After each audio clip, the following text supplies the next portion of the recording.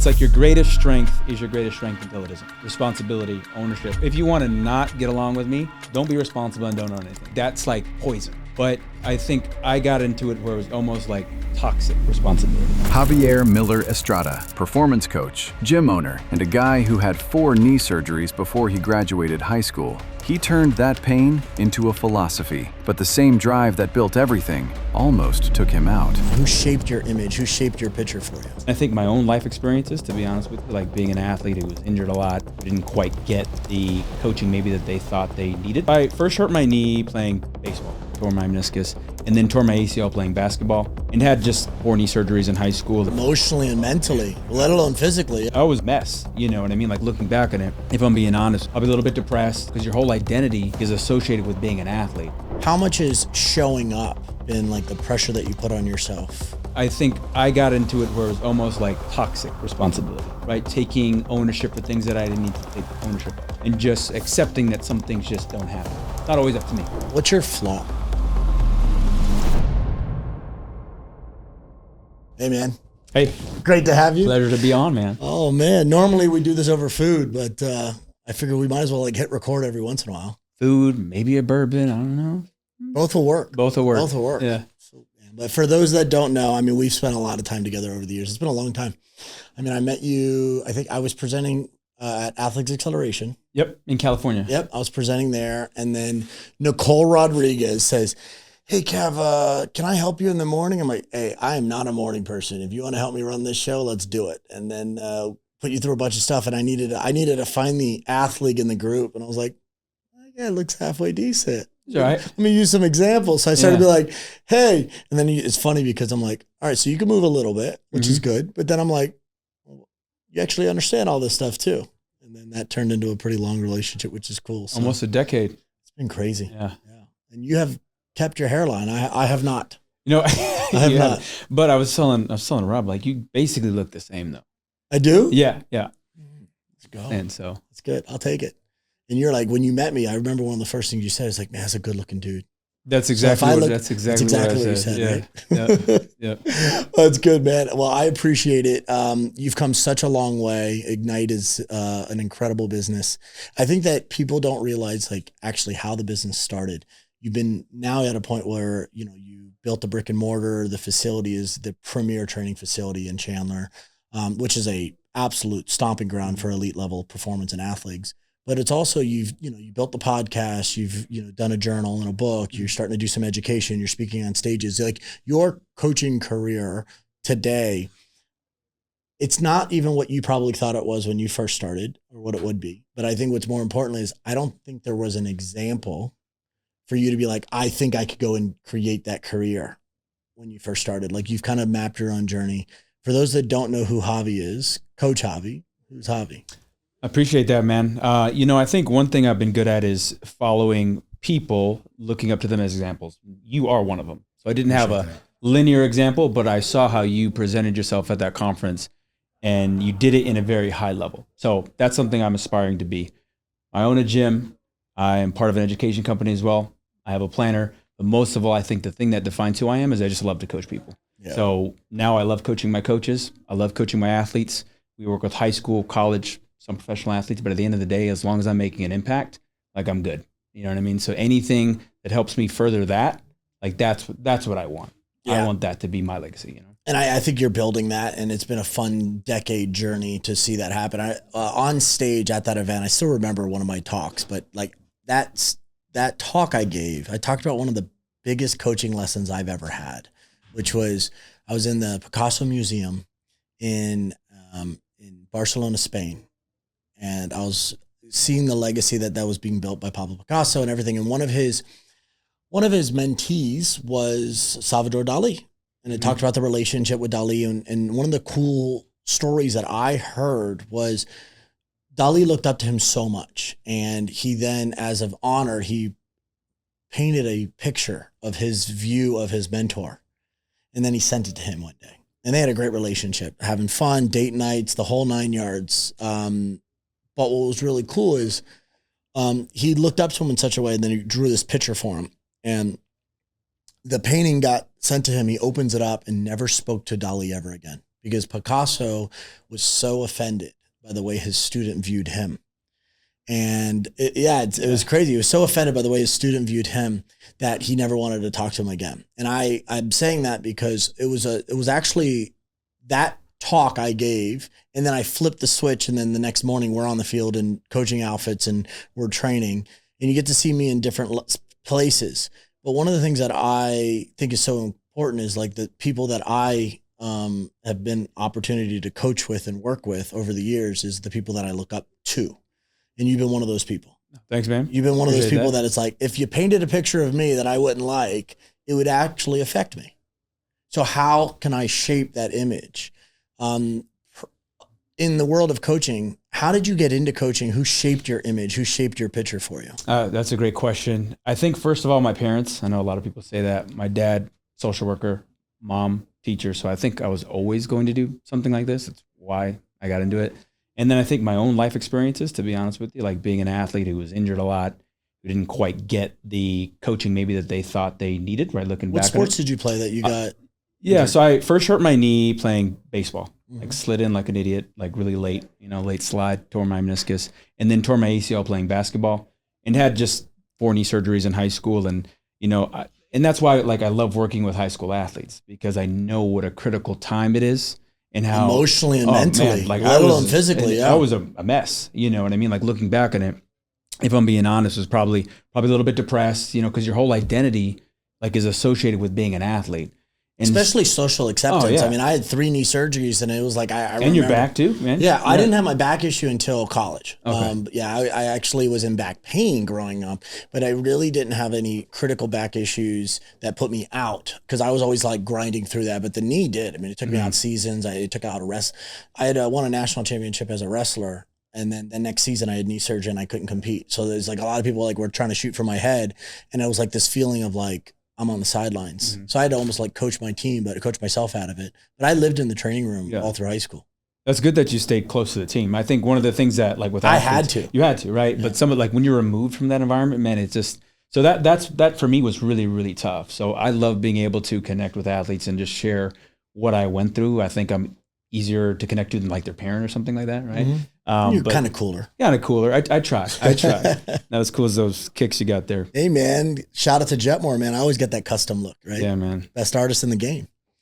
So the thing for me is, did you see yourself when you start coaching some of these athletes of like, okay, I don't want them to go through what I went through? Because I mean, I think the whole goal of a coach is to collapse time, remove the risk, and then close the gap from where you are today versus where you want to be.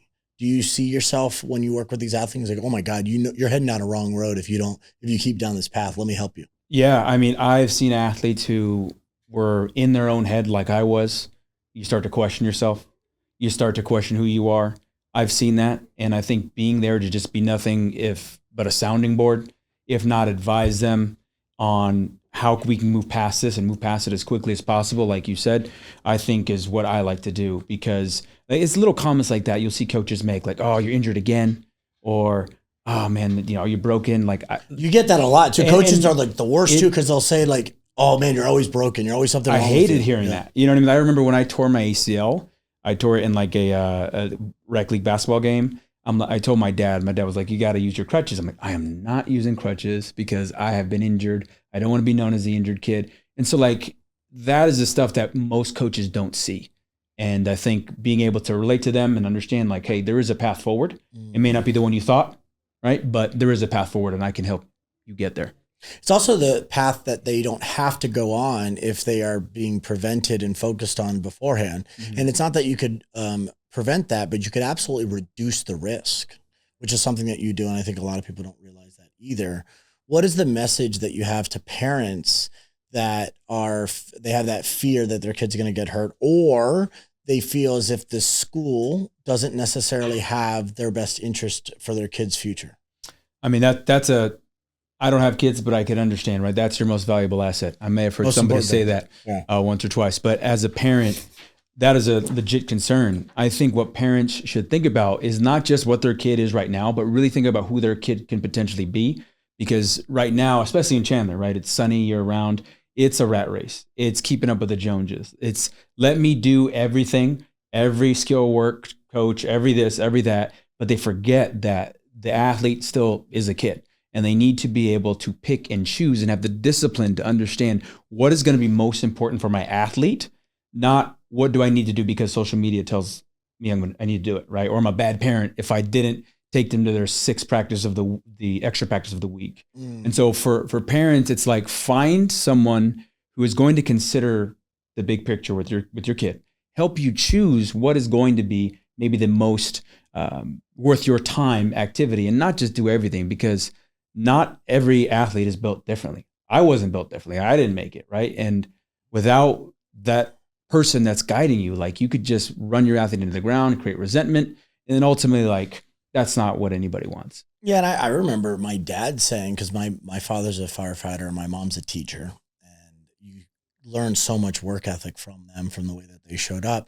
But I remember my parents being very clear. My dad would tell somebody, "Oh, they would say, hey, how's Justin doing?" And I had they see the accolades because I played 5 different sports. I was all county in multiple different ones. I was an all-state player, so I had a really good academic athletic resume early on. And my dad would just say to him, like, if he just does this, he'll be able to write his ticket.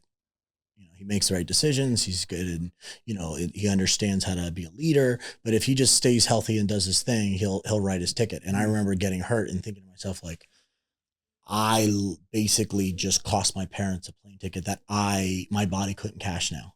What do I do? How do I get out of that? And I remember that feeling of stress around like, all right, this is how I'm going to get out of this environment and be in the environment I want to be in. And because I wasn't healthy enough or physically enough, resilient enough to do it, I've now cost my parents money.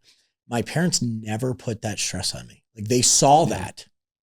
And I remember a moment, like there was a moment where I started to work and then I wanted to go work with John DeFeedy because he was like the expert that was fixing people with knees and problems. And my parents my dad was like, coaching's a luxury. You don't need it. It's not a necessity. Why do you need to wake up and motivate people every day? Like if they're not motivated, if they're not able to figure it out, like they don't want it bad enough. That was like deeply ingrained into my soul growing up. So I never wanted to kind of cause an extra cost to them that was already stressful. And I remember I wanted to go work with this guy and I knew he could help me. And I knew it was very expensive. I mean, to the point where like more money than my parents have ever made on an hourly wage. What would I like paying that for someone else? So I had to go work and do all this stuff so I could pay it. And I remember my dad saw my action. He saw me literally take action on my own. And he goes, if you want to go see him again an extra time a week and you think that'll be better for you, let me know and we'll pay for it. And it was like, ooh, my parents who fought every day of their life about money. My parents fought every day of their life about money. My parents too, man. Like money was a fighting argument. Matter of fact, like in my relationship with Tanya, I said, we will not argue about money. If we argue about money, we are done. And it's good because she makes more than me. She's the money. She's in charge. Yeah. But I said that when we established our relationship, like we will not fight about money. It is a non-negotiable for me. And my dad, I remember saying this, like they never put that financial stress on me to be able to create the opportunity. They always said, no stone will left be unturned for you. Anything that you wanted. We were allowed 2 shoes every year since I was a kid. 1 pair of athletic shoes that we could wear for PE and 1 pair of dress shoes. And you make those last all year round. But every single cleat that I needed for a sport, I had. And I look at my parents' lessons that taught me and I pushed that on you guys. And I remember like, this is probably why we connected so well. It wasn't your good looks, I promise you. But the reason why we connected so well, because I literally I saw my family's values in the work ethic that you had. And also I remember seeing the way that you present, like, I want kids to have these things so that it never becomes a burden on this because of the way my parents were with you. How much were your parents, the way that they work so hard in their upbringing, not so much taught you to be the coach that you are today, but how much is it so that you work so hard so that they could have a different life today? Because I think I see you do this and I have such pride in watching what you did over the last 5 years, being able to take them on vacations and things that like they think are almost impossible. You're the bigger thinker in your entire family. Mm-hmm. I think that's amazing. Thank you. Yeah. I mean, you look back at it and I'm sure you feel this way too, how much your parents sacrificed. Like you talk about cleats and when you think about, oh man, we really didn't have a lot, but yet I never wanted for anything. Right. And we didn't go on vacation, stuff like that. So I think what they instilled in me is just gratitude. Like, so anytime anybody helps me, I'm very appreciative. Anytime someone sends me their athlete to work with, I'm appreciative. We don't take it for granted. I certainly don't take it for granted. But I think that's the number one factor. And also just understanding how much value listening. My parents are always good listeners. How much value being a mentor is, so we may not be able to provide you a fancy trip. We can provide comfort. We can provide, we can be there, like acts of service. We talk about, that's it for me, right? Showing up when people need me. And like my parents are always good at that. Like no matter what, if they needed me, no matter how bad I screwed up, I'm going to hear about it. I'm gonna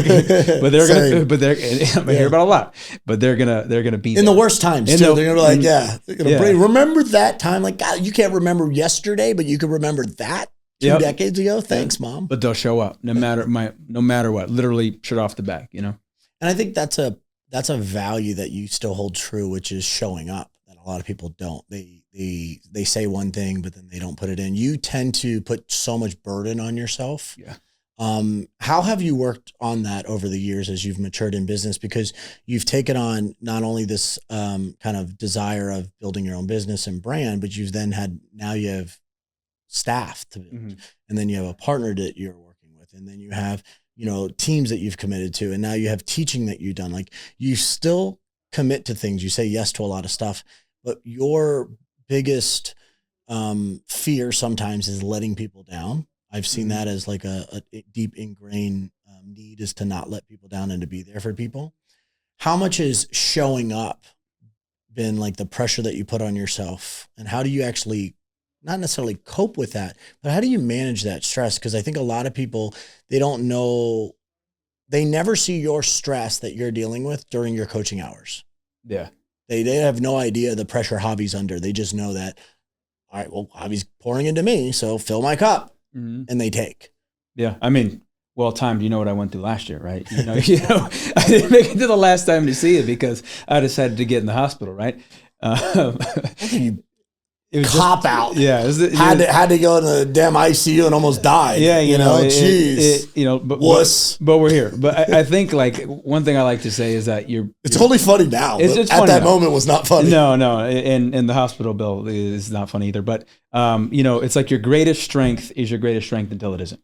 And so like responsibility, ownership, like I'm big on that. Like if you want to not get along with me, don't be responsible and don't own anything. Like that's like poison to me, right?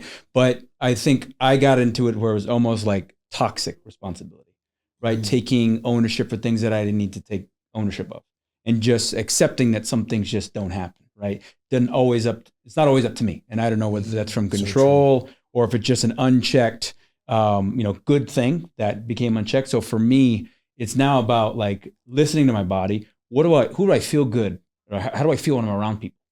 Who makes me feel like I could just talk and lose track of time, right? Not the people that I'm around and like I feel like you have to posture. Yeah, you have to. Yeah, exactly. You have to watch what you say. You have to maybe present differently. Like those are the people I want to be around. What are the things I want to commit to? Right? We only have so much time. The things that actually drive my mission forward, right? Not the things that are like would be cool to do, or I feel like I owe that person. Yeah. So that's what I'm working on. You end up resenting them and the relationship dynamic if you do that work though. Yeah. And then the thing is, right, everything you say yes to, right, it takes you away from something else. And so that's what I'm trying to get better at, I mean, this is all really cool lessons on the business coaching and personal development front. To an athlete, what are the things that you want an athlete to say yes to so that they could actually say no to something else? Because there's a lot of times athletes are saying yes to the wrong things. And they're putting the wrong big rocks in their jar first, and now they can't fit the right rocks. What are the things that they should be putting in their day that they commit to? I think every athlete needs to have like a mission statement, an anchor statement. What are they doing their sport for? And everything that they choose to do should drive back to that. If it doesn't align with that, then they have to say no. And I think that's the most important thing is most athletes don't have an intention. They just want to know they want to play their sport. But what is your intention? Everything should drive to that. And if it doesn't, I think you should probably say no or reconsider it. And that goes for us in business as well. I mean, you probably get presented opportunities all the time. Yeah. But does it serve you? Does it serve your family? And so I think that would be my advice to an athlete. Figure out your anchor statement. What is in 2026, 2027? What is it that you're going to do that's going to drive you towards your goal, towards your mission? That's really valuable for athletes. And if you're an athlete out there right now that has uncertainty around that, what's an exercise that they could potentially do to actually come up with an anchor statement? Yeah, I would say a couple things that I've done in the past. If I was to do anything without time, without financial commitment, what would I do? Right? And if I'm doing that thing, if I still want to do it, then that's worth my time. That would be one. So an athlete, if it's something you would do no matter what, I would say that would be one. I would say think about how you'd want to view yourself 5 years from now. Like look back, look forward, and then look back. Like what choices that you're going to make today are you going to be proud of in 5 years? Yeah, can you change your yearbook? Yeah, exactly. That's another way of looking at it. Like what are you going to do today that you're going to make yourself proud of? And if it's something that isn't with that, if it's choosing to hang out with a certain crowd of people that you know you shouldn't be hanging out with and you're not proud of, don't do it. And I think you could actually make a case for most kids know that they're going down the wrong path. They just don't want to admit it. Yeah. And you see this a lot. What are the things that you would tell parents if they are trying to guide their athlete in their athletic journey of where should they be focusing their time instead of being distracted by all the cool, fancy things that they see on the internet? I think what your parents did, that you said earlier, they supported your drive. That's one thing that if you're a parent and your athlete shows interest in something and they're pretty good at it and they enjoy it, right? It kind of fills up their cup. Then you should probably put your resources, time, financial besides that. But I think, or behind that, so many parents just don't know what to do. There's too many options. And so find out what your kid shows, a gravitation towards, a liking towards, and then develop that. I think forcing your kid will never work. Like if they're not interested in something, you're not going to make them a basketball player, a baseball player. Yeah, and it's funny you say that. I tell my dad this often, and I said I really wish he was harder on me in forcing me to do things that he knew was right. And he's like, well, you would have never done it. And I'm like, no, there's some things that I really wish he was my dad is one of the most disciplined human beings I'd say on the planet. The only person I've ever met that's more disciplined than my dad is my wife. Tanya is the most disciplined person. And you look at like Arnold and like, he's like, that's just what I do. Yeah. My dad was that way. And it's like, when he does that, I am the most disciplined athlete that has a agenda and a timeline. Like if you gave me a 12-week camp, I do everything at the micro level the right way all the time. Off those hours, no way. I remember Cale Sanderson won his last match and he said, I'm going to take a week off. And he was back on the mat in 3 days. And I had laughed when he had said that because I said, man, I'd blow up right after wrestling season. And I'm like, that's my competition.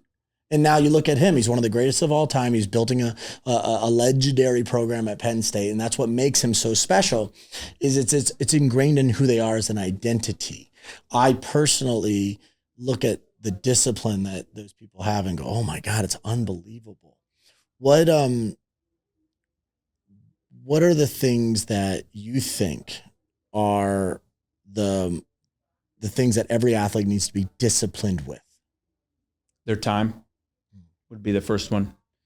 Protecting their time, not letting people in their life that are going to redirect them from their goal. So I would say their time and who they spend time with are probably the two most important things. Everybody knows nutrition. Everybody knows like you have to stretch and all that stuff. But I would say their time and then people that enter their life that are not either directing them towards their goal or, are going to be a guide. If they're pulling them away, you have to make some tough choices sometimes. Yeah. I want to flip the subject before I wrap this up and talk about this idea of like exploratory learning. In the athletic process, I look at like neural development and I look at how the brain works and how the nervous system works and decision-making. And you start looking at kind of like the 4 physical qualities of strength, speed, flexibility, and endurance. And if you break down speed, the first kind of subcategory of speed is reaction to a stimulus. And that's the first actual fundamental subset of speed. The next one is coordination. the ability to take a reaction to a stimulus and then coordinate your body to move in that direction so you don't like stumble upon yourself. And then it's acceleration, and then it's max velocity, and then what would you consider speed, endurance, or deceleration rates, right? Or change of direction. So these are kind of like your sub qualities of speed. So coaches that are like looking at this is kind of how I look at like a chart. And in that, you've spent so much time in the learning stages of reaction and reacting to a stimulus and that like kind of like identity aspect of things. I believe that there's a little bit of a hardware and software to the body's ability to make these decisions, where you have to train the eyes, you have to train the ears, you have to train the nervous system to feel spatial awareness and perspective. You spend a lot of time on that in the development ages, working with athletes like that in this kind of exploratory learning. Talk to a little bit about that, because I think that I want to talk about why I feel like that's super valuable for professionals to explore. Yeah. So I think that's important because the way you move around the world is different than the way I do, right? If someone's 6'2", back in the day, way more athletic. Today, not so much. Well, yeah. And you get someone that's 6'2", they walk in, they're going to move and experience the world different, right? You are from Miami, you have a firefighter and a teacher, like you're bringing all of that to the table. That creates your identity. And then when you allow an athlete to explore, they figure out, yeah, this is the general way you do want to move, but I'm going to do it kind of a way that's unique for me because I'm 6'2", so my strides are longer. Someone who's short like me, we might change direction different, And so I think what's so important about that is you allow them to explore and develop a connection that is unique to them, a connection to the environment, a way to solve problems that's unique to them. And you wanted to relate it to business as well, right? I mean, I think that's important for us that are mentoring coaches. Like it can't be a free for all. So you can't just let them do everything, athletes and your coaches. But I do want them to develop like who they are. I want them to bring, our coach Joey. I want Joey to come to the table, not just be Hav. You know what I'm saying? And so that's, I think, super important for coaches and for athletes. Yeah, it's super cool. I think when you do this kind of like development process with athletes, one of the things that you do is you kind of open them up to non-structured, but with some sort of guardrails or parameters that are protecting the actual risk of them. You do a lot of games with them to kind of open up, their body and their mind to be able to fluidly move. I believe that as an athlete, you have to learn to move an object or move your body around the object, and how you adapt to those things are really valuable. What that does to the brain is super powerful. I think that creating structure, though, allows for those patterns and recognitions to then be applied in an unstructured environment that are safe. It's the same thing with business. It's the same thing with younger kids. For parents that are working with athlete or working with their athlete and they're trying to put them into an environment, they tend to put them in the skill aspect of things too early. And you end up having to take them later and then almost like reprogram their brain by getting them to see that, well, the reason why they're not picking up the skill is because they don't have these fundamental abilities to adapt to new environments. So then once you have a wider understanding of how to adapt to environments, then when you tighten down the skill, now you have the full capability to be able to do that. And that's why it's like diverse, like learning experiences as a kid is super important, right? Like you played 5 sports, probably played more. I played more. I sucked at more, but I only stuck to the ones I was good at. Right, yeah. But you had a diverse learning experience. I had a diverse learning experience. But kids grow up and they play one sport. I'm a baseball player from 9 on, and it's like, man, like there's probably some benefits to that. But you're only developing skill. Like you only move one way. You only know how to throw off of a mound. Like there's so much benefit to just being able to explore, and also unstructured learning, like where kids basically pick up games, right? That's going away. Yeah, it doesn't exist. It doesn't exist. It's too risky. Yeah, people think like, how do I get better at basketball? It's like, yeah, there's a lot of ways to get better at basketball. But you play basketball. You got to play basketball. I played before school, at lunch, after school. That's how I got better. So that's what we're missing. And everybody wants to like have this 8-year-old look perfect. I'm like, the development is so early. And to your point, so focused on skill so early as opposed to just letting them explore and play. Absolutely. Basketball was not one of my 5, just so you know. What were the 5? Football, wrestling, track and field, soccer, and baseball. All ones where like height isn't super important. not that big of a deal. Well, you find your position that you could actually thrive in. So my favorite position on a football field is a center. My favorite football player of all time is blowing people up. My favorite football player of all time is Dwight Stevenson. Okay. And he was a short, undersized center that had beautiful technique. Like if you watch me like short set a guy, I am a technician as an offensive line coach. Like I absolutely am. I would say there's the only coach that I would be really self-conscious if he was watching me teach offensive line, NFL Pro Bowlers would be Bill Callahan. Like if he watched me, he'd destroy my technique. He'd be like, it's crap, because he's a machine when it comes to all those things. But watching like me coaching that position, I find it to be so technical because I learned how to do certain things. I mean, as a linebacker, I remember growing up, and I did a lot of workouts with like Zach Thomas because he is about my size. He was a little shorter than me, but he's a little meatball, very fast, athlete, could move around, great instincts, good learner. But we had very similar statures. I was a little bit bigger than him. But then it was funny because like on the comparison of that, like Derek Brooks, Brian Urlacher. And I love those guys. Like I looked up to them. I love them. They're awesome. Up to them, literally. But literally when I watched them move, I'm like, I can't do what they do. Yeah. I was at a Nike camp coaching, and Willie McGinnis was with me. That's a big man. And it's me. So Chris Gizzy used to be the linebacker coach for Nike, and he is an amazing dude. But we have very similar statures, like very similar builds. He's much bigger. He's more yoked than I am for sure, or ever was. But Gizzy would be like, hey, Cav, go run these drills. And I'd teach all these kids. And I was a very fundamentally sound coach because I have to be with my size. And Willie comes over, McGinnis, and he's teaching, hey, guys, come over here and just do this. He's like, this bear paw just moves the guy over. And he's like, do it like this. And I looked at him. And I'm like, and I literally pulled the guys aside. I said, hey, by the way, probably one of the best people I ever played the position, Willie McGinnis, just letting you know, Super Bowl champion, stud, love him to death. Don't fucking listen to a word he says. and they all looked at me, and I remember him looking at me like, I'm going to beat your ass and we're going to go at it. I said, don't listen to a word he says, because none of you could do that. This guy just grabbed the guy, just lift him up, move him over here.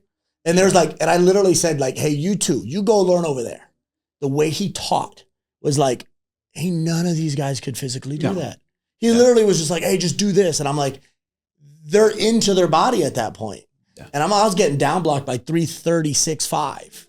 Willie McGinnis getting down blocked by 6'5" is nothing. He's like, get out of here. Because he's that big of a man. So you do have to adapt to your environment. It's the same thing with sports and business. And I had a lot of fun with McGinnis when he was doing that, because I'm like, he could still. He could even though he's older but he could still move. A guy like that should not be able to move the way he is able to move. It is freakish.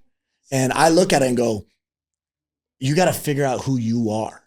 And I think that's been ripped away from so many kids today, because the construct of what skill coaching is doing, or strength and conditioning is doing, or skill dependency is creating in all these groups. And they're saying, you got to just do it this way. And when you do it that way, you remove the ability for them to actually have fun. Mm-hmm. You remove the ability for their body to find a better way.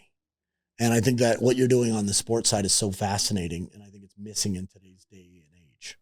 I mean, I'm not going to be Willie, so why would I move like Willie? I wish I was sometimes. Sometimes. Yeah. But, you got to move like Justin Kavanaugh. Everybody's different. Back in the day, it looked good. Today, it looked like I need a cane sometimes. But I could demo at least one drill once. Everybody has a highlight. If it's called upon. What's your best sports highlight? Oh, my best sports highlight. In my sporting career? Yeah, athletic career. Oh, man. So, basketball game, I think it was sophomore year, junior, but I crossed this guy so bad. He, his hand touched the ground and he fell, and I shot that. And I scored, and then I think the same season I made somebody fall down. So just making somebody fall down. Let me ask you this. Can I ask you a question? Would you rather get crossed up and fall down, or would you rather get laid out? Like football, getting truck sticked, or basketball, getting crossed up? I mean, neither. But if I had to choose which one's worse, I ain't never get laid out. Ain't that happened? That ain't never happened. I don't think it's ever happened in my career. I've never. Really? I've had some welcome to reality moments where I've gotten a hit, and I get in the film room and go, I don't want to watch that. Yeah, I don't want to watch that. I don't want to watch that. And then I look and I go, okay, it wasn't that bad, but boy, it hurt. I remember hitting somebody one time and going, I don't want to do that again. That hurt bad. It sucked, but I don't think I've ever had, like, I've never been depleted. I've been down blocked by a tackle that just smothered me. But yeah, but I no, if I'm getting cracked, no chance. I got cracked by a wide receiver that was motioning and came down and cracked the me. Heinz wordplay. He cracked me one time, and I thought I got in the film room. I thought I got destroyed, but he hit and bounced off me. But I remember that hit and going, oh my God, that's going to look bad on film. And it didn't look bad, but it felt horrible. And then there's some that I've like made the wrong read and it looked worse than what it was. But I'd get crossed up all day long. I don't care. That don't bother me one bit. Yeah, but getting laid out or cracked in a game, hell no.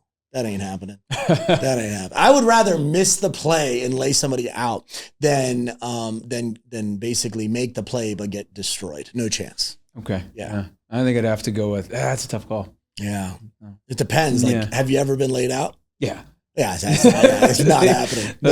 As basketball, playing more basketball growing up, like getting crossed. I've been crossed up, but I've never like fallen down. Yeah, that's bad. So it's even funny, like you say that, like getting knocked out, like in boxing, like nobody wants to say it, but I've been knocked down before. And I'm like, oh, I'm all proud of that. I've been knocked out.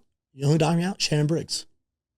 Let's go, champ. Shannon Briggs. Oh yeah. So like Shannon knocked me out, and it's like, okay, I don't remember a thing. Yeah. But I literally crumbled like Mike Tyson's boxing. I went boom. Don't remember anything. I mean, it's different. He's just different, man. Yeah. I mean, he just lifted up my. Yeah. Well, I found out what happened afterwards, but he just lifted up my chin. He didn't even throw an uppercut. He just lifted me up and then just threw a hook. It was quick. Yeah. And I just it looked like I was just next to him and just was on the ground. Yeah. I mean, that was it. It's just different level. Yeah. He's huge. He's huge. So it was a lot of fun. I don't remember it. Didn't hurt either. At least you could say you got knocked out by Shannon. I don't want to tell people that. Now I am. That's a stupid idea. But I ask people these 3 questions, and I think it's so powerful. They're superhero questions. Every superhero, Batman, Iron Man, Superman, Hulk, they all had something they stood for. What does Javi stand for? That is a great question. I think for me,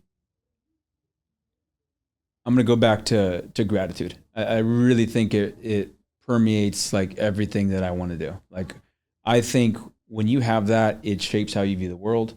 It shapes how you show up to your partner, shapes how you show up to your athletes. If you're grateful for everything you have, because nothing is promised, right? Like very easily, I could have been born somewhere else under different circumstances. My dad's not from here. My dad's dad had a rough life. My grandma. So I just think about like if there was a small turn in my life that I wouldn't be here talking to you right now, or I wouldn't have what I have. So honestly, like I really do try to cultivate that as much as possible. Like being grateful for what I have and appreciative for anything. I don't take it for granted. And I think it shows up in everything you do. And I appreciate that as a friend. What do you stand against? I think people who play, there's 2. I'm either people who play victim and don't own their life and what happened to them, or I would say people who intentionally like belittle other people, like people who intentionally put people down to elevate themselves. I think both of those 2 things would be things I don't enjoy watching, because I just don't see how you can't just elevate yourself, for example, instead of putting someone down, lift them up. Right? I put you down all the time. And that's different. We're friends. And I love talking crap to my close friends, but I just feel like with the intention of close friends. But like there's people that do it maliciously. You know what I'm talking about? Yeah. And I'm like, I was a bully's worst nightmare growing up. I hate that. So that makes sense. But I think what's cool about what you're saying is I've watched you embody that as a coach, where it's like you see in the world, particularly Chandler. So all areas across the country have different demographics, but there's also different psychographics inside those demographics. And Chandler has a very specific sports culture where they feel that the reason why their kid didn't get picked is because someone else had success. instead of saying, I wasn't ready and I didn't do what I needed to do to earn the accolades to get it.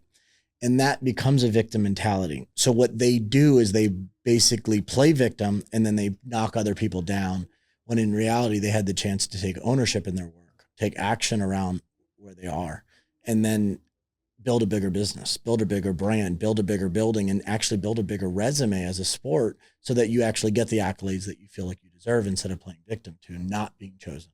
Yeah. I mean, you hear it all the time. Athletes will say, it's always blame the coach, right? Blame this. And sometimes maybe there's a disconnect between the coach, but it's at the end of the day, like focus on what you can control, right? What did you do in this process? How did you contribute to what you're currently experiencing? And so for me, like I just doesn't drive well with me, because you could play this game all day. Yeah. Right? We could play this game all day. And I have the passion to kind of crush the victim mindset of athletes and entrepreneurs. I think the way that you do that to move from victim to victor is by having a very strong self-awareness. You need to know where you are and where you want to be. I mean, goals and aspirations are one thing, but you almost are delusional, or you're almost so disconnected from reality that you can't make a good call of what you should do next. So you have to have a strong level of awareness. The second thing is you need to take ownership. No one's coming to save you. And if you're in the ring, only one person's allowed in there at a time against the opponent. And if you are saying it was someone else's fault and you're playing victim to it, it's because you're not taking control. And that lack of ownership is also what's going to feed into the victim mentality. And then the last thing is action. You gain momentum from taking that first step, and you gain motivation from momentum. So it's action, momentum, then motivation. And most people are looking to do. They want the other way, right? They want motivation first. And when I've built this in my career, the way I look at it is everybody wants confidence, but reality, all they need is courage to start.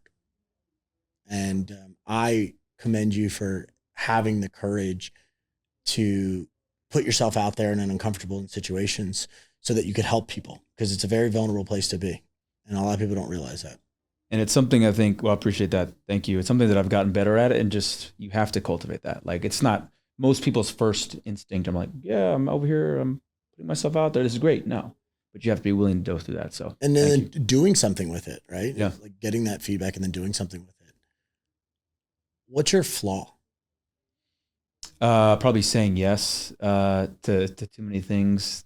I mean, you said something to me one time. I think you said you sometimes need permission to, I think it was either permission to say no or permission to say yes or permission to make a decision.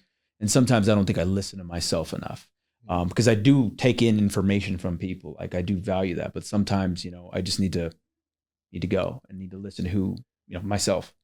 I think that there's a point in your life where you're the best person to listen to, but it's being clouded by so many other people's opinions around your situation. And if you just give yourself enough space, that decision will be very, very clear. And then you need to give yourself permission to take action on that decision. And it's really hard to do that when you're clouding your judgment with other people's commitments. Yeah, that's the word. Other people's commitments. Yeah. You're saying yes to other people's commitments, not to the things that you've committed to. And what happens is when you commit to something, you do it, and it's taking you away from the thing that you're committing to, because you don't want to let other people down. Yep. And I think the biggest thing, the lesson that I learned growing up that is so valuable to me, and this has been the way I've been programmed, is I've never wanted to prove other people wrong. I've had no desire, even in my career. You can't do that. I don't care. That has never affected me. I don't care about proving other people wrong. I care about proving myself right, because at all times I have to live with myself, but I don't have to live with you. So, yeah. What happens when those people aren't there? You're and there's a very small group of people that I care about their opinion of me. Everybody else, I could give a shit. But the people that are close to me, you know me, my wife knows me, my son, my family, my parents, my friends, they have an opinion about me. I'll probably listen. The other ones have an opinion of me. They know where they can take it. So, and I'll be more than happy to tell them, but, hey man, I'm glad we recorded this. We've done so many really good conversations over normally some really good Mexican food, or by far best recommendations of food. Got to go to Javi. Okay.